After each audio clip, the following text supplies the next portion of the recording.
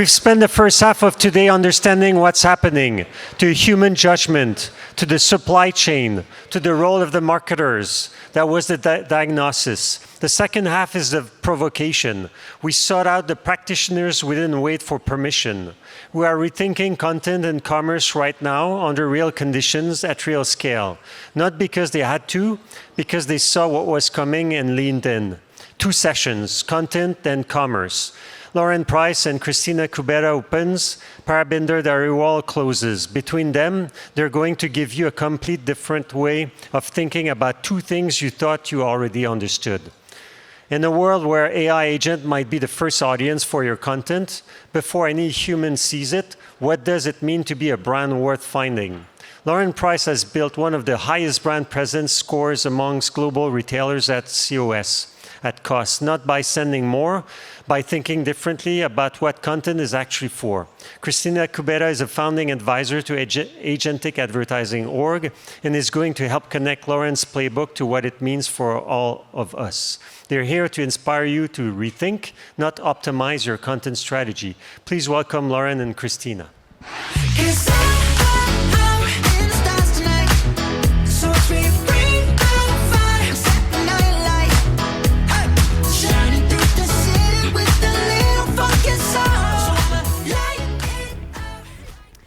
When we started building the AAO, one of the questions we kept coming back to was, what does it actually mean and look like to win as a brand when AI is mediating every step of the content journey right now, from creation to distribution to discovery and purchase? What I've found in a lot of my conversations over the past year is that it's really easy to talk about this in the abstract. It's much harder to find someone who's actually lived it, built a strategy around it, never mind, has results to show for it. Lauren Price is that person. As SVP of Marketing for the fabulous fashion brand Cause, and if you haven't had the opportunity to find them yet, you can just check out our wares up here. Lauren and her team are doing something most brands are still trying to figure out. They've made themselves legible, not just visible, to the algorithms, the agents, to the discovery layer that is not tolerating ambiguity. In fact, in Q1 of this year, Business of Fashion ranked her brand amongst global retailers #1 for both AI brand value consistency and prioritization in AI-generated responses, something we're all after, right? Which, if you haven't seen this research, is a remarkable thing to achieve at this stage of the game. And what I find most compelling about Lauren's story as we were talking and getting to know each other is the how. Because the playbook that she's building isn't what most of us would have predicted. It centers around a single hero product, a newly convergent role for PR and influencers and editorial, and some organizational decisions that I think everyone in this room needs to hear. And in particular, this conversation is so critical right now because AI referral traffic to retailers grew 760% last year. And the shoppers that are arriving this way are converting at higher rates than any other channel. So the channel has arrived. And the question, I think, for all the CMOs in the room is your brand built to be found by it? So that's what we're going to unpack now in this conversation. Welcome, Lauren. Thank you. Very excited to be here. So early on in our conversations, one of the things that you said was, it wasn't like we had the playbook and we're just running it, that you were building it as you went along. Yep, still are. Right. So take us back to the beginning. What was the first signal that made you think this AI search is probably going to be a thing? And what did you actually do first?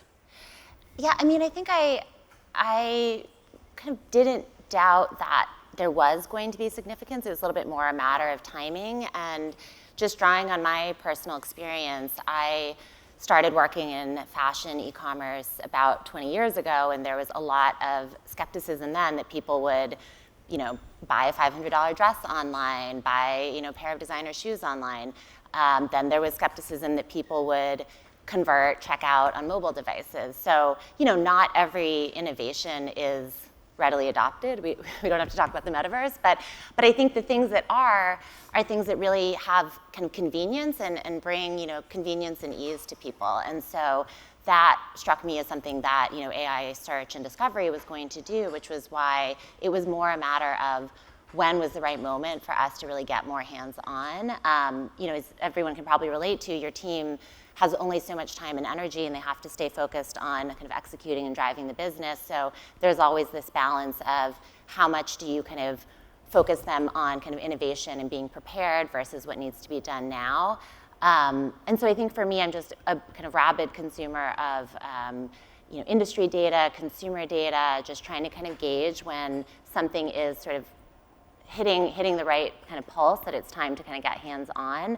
And for us, I mean, it's nothing fancy. I think the first step was just getting really kind of fluent in the landscape. So where were we appearing right now? Who was appearing on the searches that we wanted to appear on? How well was our brand understood in the different AI search engines? And just kind of getting that audit in place so that we were learning a sense of the levers that we needed to pull. So not kind of hesitating and waiting for something more sort of formalized than that, but just getting really, really fluent.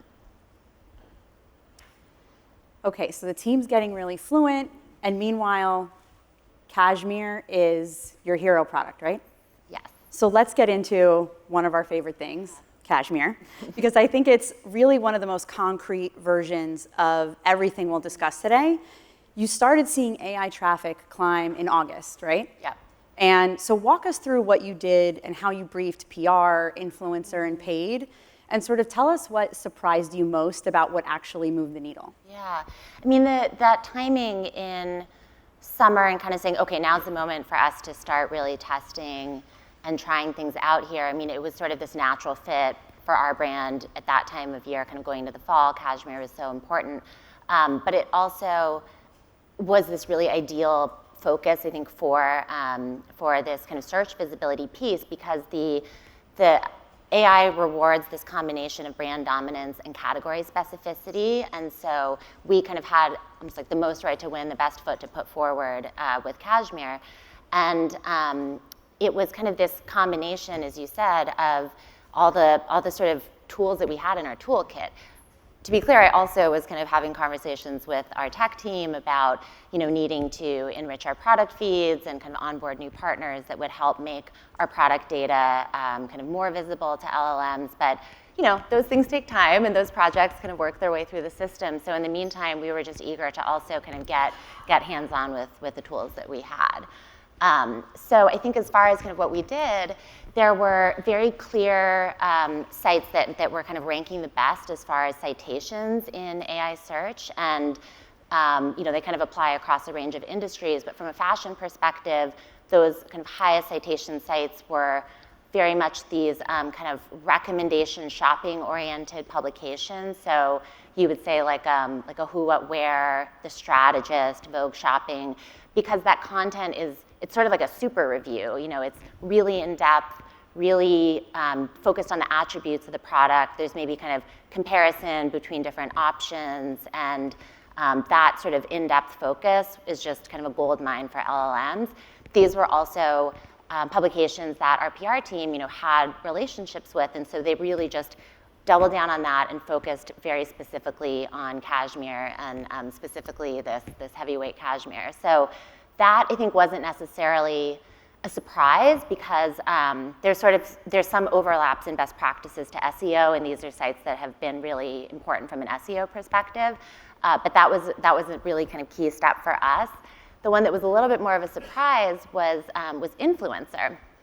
And we actually then kind of learned from Profound's data that YouTube, Facebook, and Instagram are 3 of the top 6, I think, citation sources for Google AI mode. But what's different here than kind of an SEO thinking is they don't actually need to drive traffic to your site. Like, the click-through doesn't matter. It's really about the brand mentions and the kind of overall messaging of sort of volume and consistency for your brand. So this is an example of a creator on YouTube, Mary Lynn. And this video, if you can see, it's 35 minutes. It's very in-depth.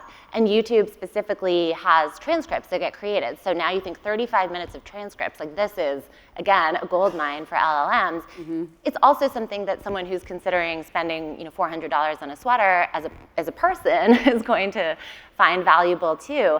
But so this type of content turned out to be huge for us for AI search visibility as well. And that was just a great kind of parallel to the strategy that we were really invested in influencer in general. So I love when kind of two different goals can be achieved by the same thing.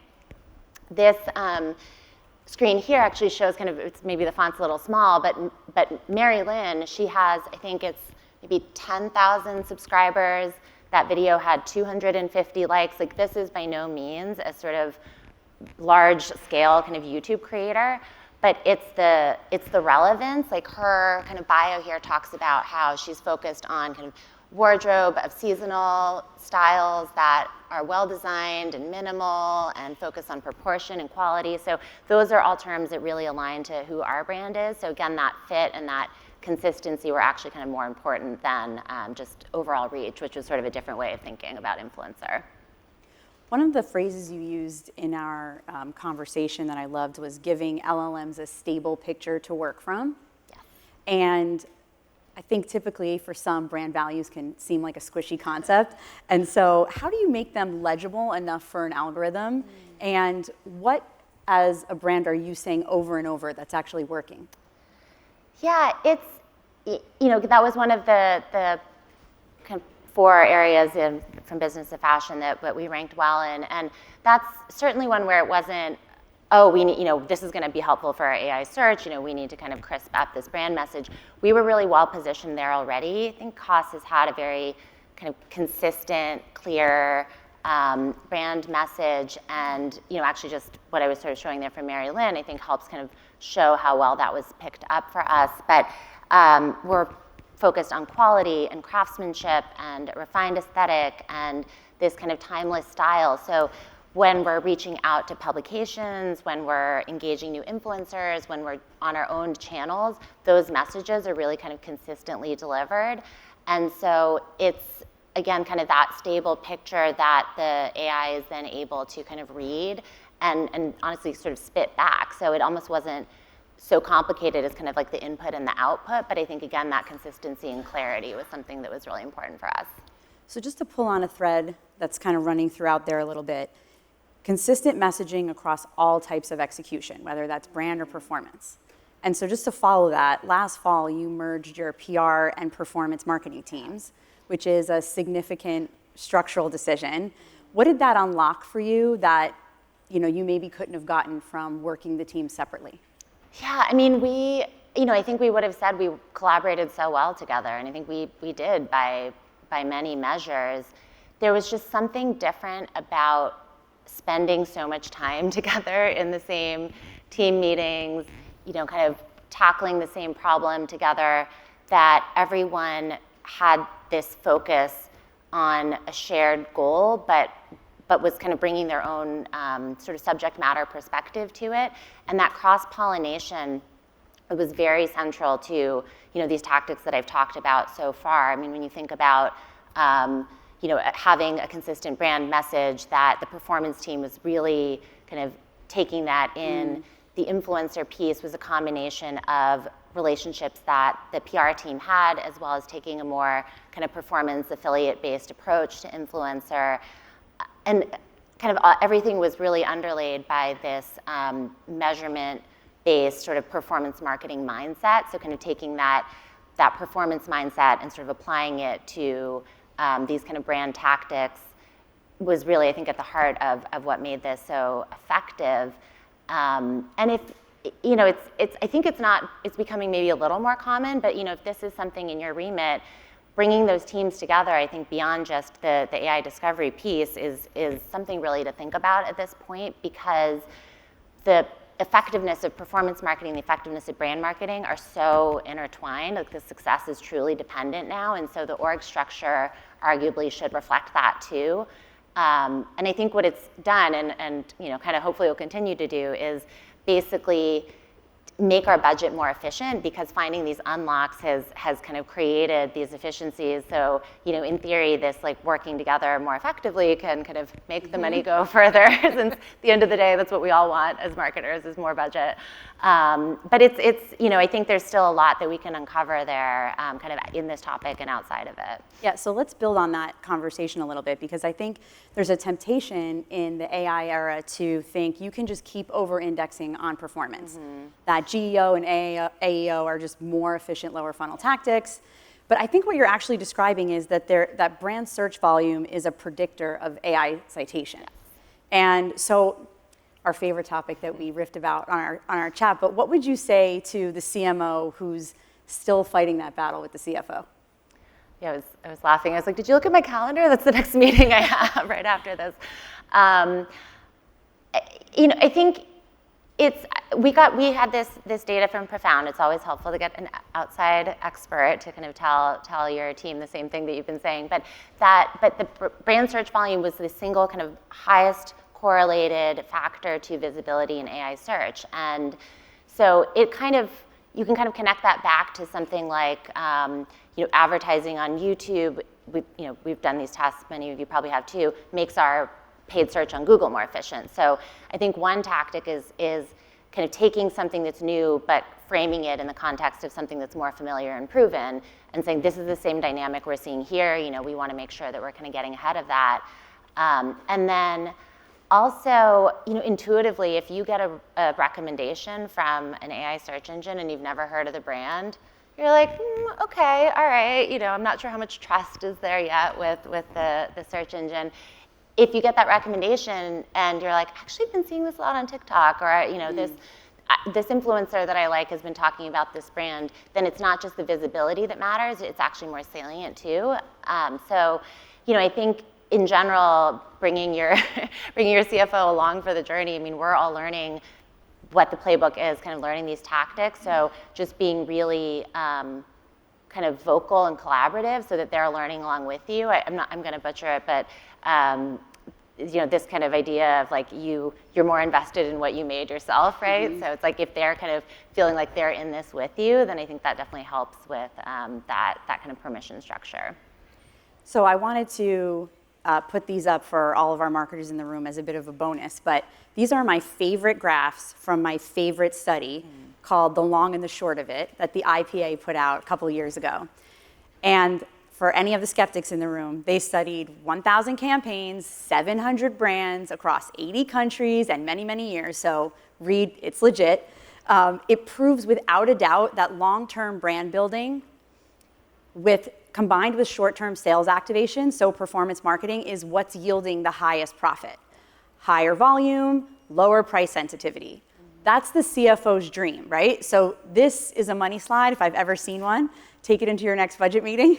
And I think what we're seeing that play out in AI, which is really great for all the marketers in the room. Yeah, absolutely. And again, I was saying, it's helpful when a tactic kind of serves two purposes. So, we're not working with YouTube creators just because of AI search, but I actually think that it's a good sign maybe for the algorithms, who understands exactly what's kind of going into the different AI search algorithms. But there's this improvement essentially versus SEO, where something like, an influencer matters, something like, press matters, because if you think about how people, if you kind of think about yourselves or your customers, how are they discovering new brands? What's convincing them to buy something? For us, at least in the fashion space, it is very much these levers of PR and influencers. So that kind of factoring in a way that it didn't in the old search landscape, I think is actually a really good sign. You mentioned earlier, you're still figuring out the playbook. Lots of things are changing. So everything that's working right now is obviously calibrated to the way things work right now. And so it's all changing super fast. And so when you think about, the underlying principles don't change. It's the weighting of the signals. Yeah. That's something that you said that I loved when we spoke. How are you sort of thinking about how you build the team and a strategy that's durable when the medium keeps getting rewritten every day? It's sort of comforting in a way that our job as marketers, when you zoom out a little bit, isn't that different. We're what's the product that you have? What makes it great? How do you find the person that wants that product? I mean, that's still very much at the heart of, this kind of discoverability challenge. So, it's almost this reassurance to your team that they have the right kind of individual skill sets and expertise, but it's pairing that with a curiosity of how they evolve that skill to kind of work in, this new context, new setting.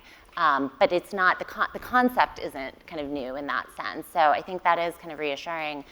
And then just this like test and learn mentality, like none of these tactics, we didn't put up a giant billboard that cost a lot of money and now it didn't work. These are all things that you can test and learn and tinker with, and maybe you're not in fashion and the outputs are slightly different, but don't be shy about jumping in, because if you don't necessarily find the answer, you certainly know more than you did before. And I think that mentality is just so important to encourage in the team, for them to understand that that's not a misuse of their time, or that's not making a mistake, so that everyone can really kind of embrace that. Because to your point, I mean, like everything is changing immediately. These takeaways might not apply in a month. So, but I mean, I think if we all have that, how's the consumer behaving? How are they adopting and engaging with the kind of current state of kind of tools and technology? And how can you kind of go back to the principles of what your sort of purpose is as a marketer, but just sort of tweak the application? That should probably carry us a fairly long ways, I hope. Well, what I love about where you just landed is that it's both the most sophisticated and most simple thing you'll probably hear. The medium keeps changing, the principles don't. Know what you have, know what makes it great, find the person who wants it, that's our job. But the reason it's hard is obviously the execution in a moment where signals are being reweighted faster than most teams can keep up. And I think what Lauren and her team are really proving is that the brands who are winning and who will win are the ones who stay curious, merge the right teams, pick a category that you have the right to win in and go own it, give the machines a stable picture to learn from. These feel like the right notes to end on and the right challenge for us to carry into the rest of the day. This is exactly the conversation I hoped it would be. So thank you for being so generous with all that you've built. Yes, thank you so much. Thanks, Lauren. Great.